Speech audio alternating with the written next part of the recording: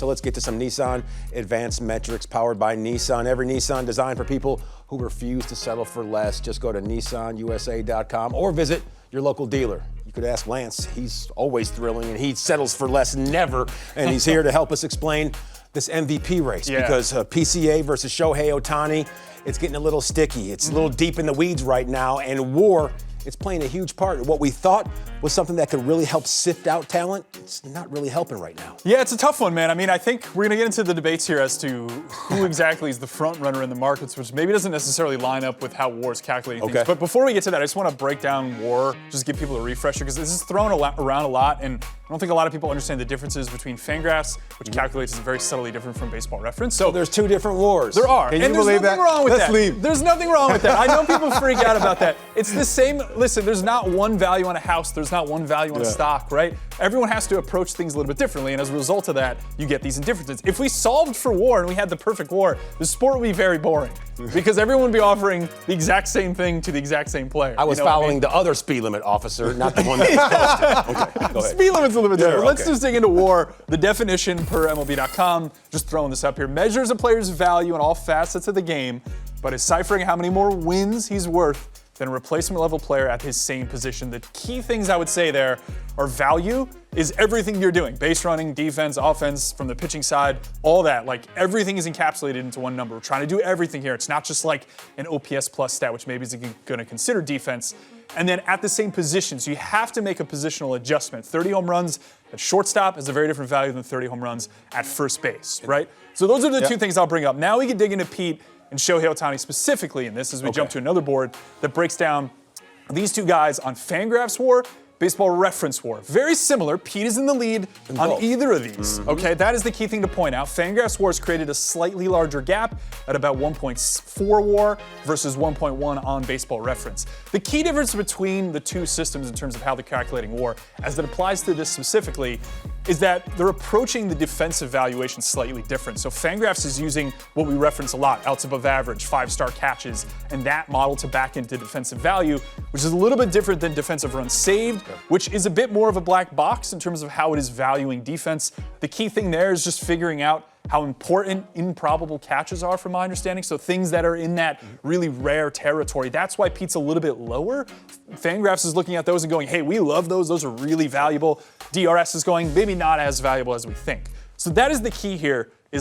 WAR can be confusing. I don't think it's dramatically confusing. It's the best attempt we have to value a player at this present moment in time. So is it a safe assumption to say that a first baseman who gets after it, like our guy Carlos Peña, his WAR is never going to be as high as a shortstop who has unbelievable power numbers, because backup shortstops, they're a little bit better than backup first baseman, right? I wouldn't say never. There's always ways to get to even value among positions based on your contributions. If that first baseman's an incredible defender, a really good base runner, also hits incredibly well, he's probably going to be more valuable than the shortstop who's maybe average at everything. So that is the way. We're trying to put things on the same scale. It's like looking at currencies the same. You can't really compare USD to the euro unless you're baselining them out and understanding what they are. I'd say that's kind of what we're doing, standardizing the approach so we can look around the diamond and go, okay, 5 WAR at short, different than 5 WAR at first base. They're going to have to get to those values differently. But I would say this is a good question, I think, and a lot of people at home ask me when they see me out and say, look, does Shohei Ohtani have an advantage because he pitches?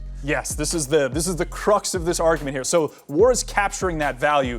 I will say that the big thing that I think is fascinating in this is that the market. So if you look at prediction markets, you look at like any sports book, how it's handicapped right now is it's basically even. It's almost 50-50 split on either side. We just showed WAR numbers that disagree with that, which is basically saying there's some difference of value here that the markets are predicting the voters will consider that is not captured in WAR.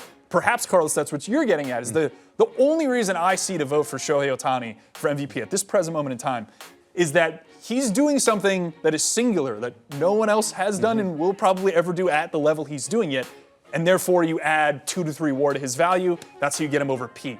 That is the only way you can approach it. I think the pitching side is captured in WAR, such that it's just the unicorn nature of who he is. Yeah, that intangible thrown in is the only way you can vote for him. I want to know from both of you guys, does it matter if Shohei Ohtani pitches for the remainder of the season? Because all indications are that you're probably not going to see him back out there on the slab. And his hitting numbers, are those good enough to overtake or surpass PCA? Because he's got him beat right now in both wars. Well, I think the good thing about this is that WAR is cumulative, right? So wherever they are right now, they're going to continue to add to that number. So Pete is ahead, and you can say he's going to continue to add to it if he continues to play defense the way he does.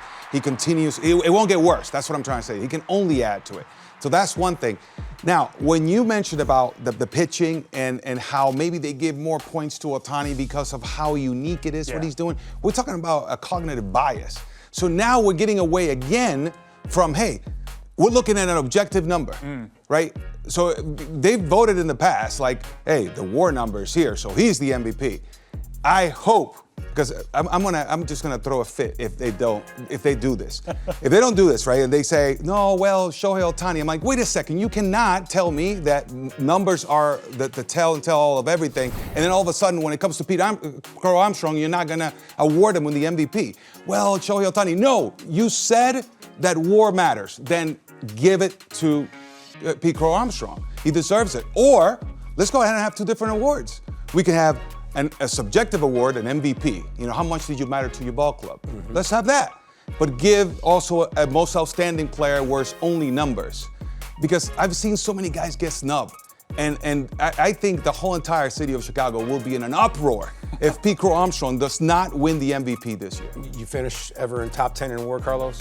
Yes. Okay. I yes. need to answer that one. Yes. Well, maybe that's why I'm a little bit more passionate about this, because sometimes, you know, they're not being consistent, right? Like, I hate people getting snubbed. 46 really bombs? I mean, yeah. A good note to point out too. I came in but it's crazy. Like that MVP. Did you see that? It's pretty good. The shrug. This is how you're able to do those 110-pound pull-ups. Yeah, I get it. This is what I'm saying about that. So I was third in WAR in 2007, and I was ninth in the MVP voting. What are we doing? So are we gonna follow the number or are we not? Like, you cannot say one thing one year and then another, say another thing the other. So if we're consistent, Pete Crow-Armstrong is the MVP.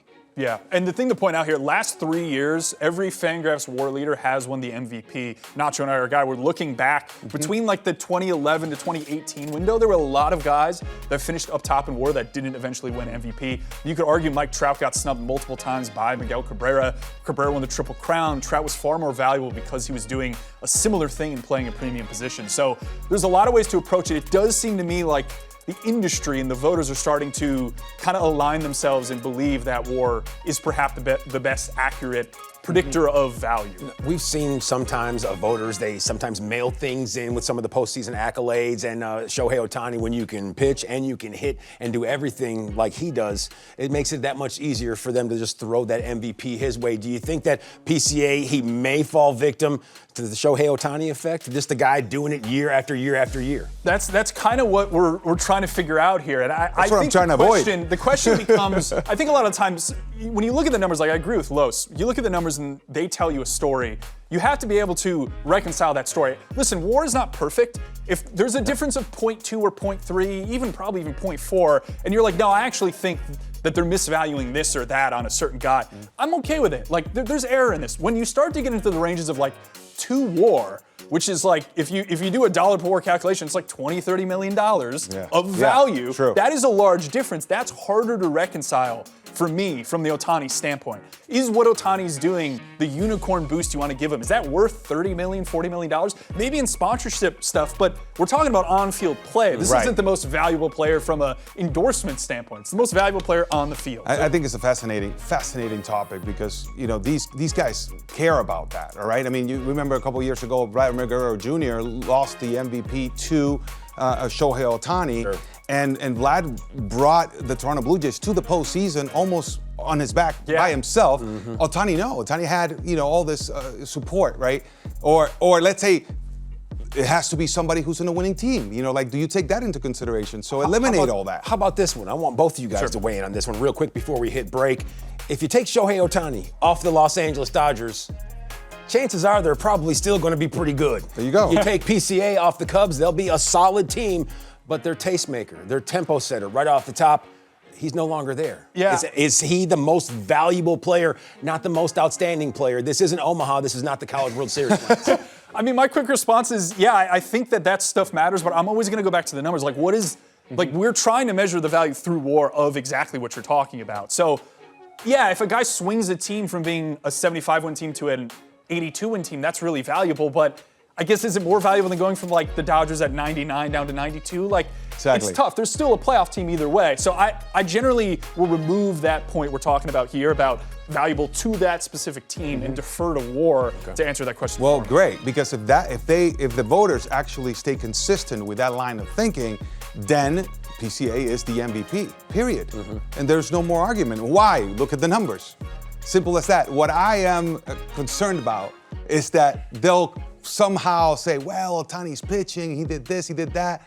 So That's I'm like, what I wait a think's gonna second. happen. Yep. Do not be subjective here, because you have not been. Yeah. So all of a sudden you're going to be subjective when PCA is the MVP? No, this whole entire city will, there'll be an uproar if that happens. Yeah.